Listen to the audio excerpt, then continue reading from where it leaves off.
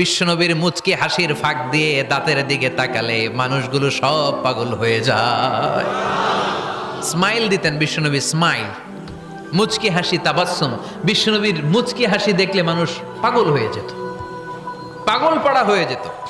তারা বলে না না, এ মহামানব তো কখনো পাগল হতে পারে না। আবার মিলাতে লাগলো আবু জাহেলের কর্মীরা বলেছিল এটা নাকি বড় জাদুকর, কিন্তু তারা বলে না না, এই অসাধারণ লোকটা জাদুকরও হতে পারে না, সে তো কোনো মন্ত্র পড়ে না। জাদু করার জন্য মন্ত্র পড়ার দরকার আছে না নাই? বিষ্ণুনবী কি মন্ত্র পড়তো? বিষ্ণুনবী কি পড়ে শোনাতো? চিল্লায় বলেন, কি পড়ে শোনাতো? কোরআন শোনাতো।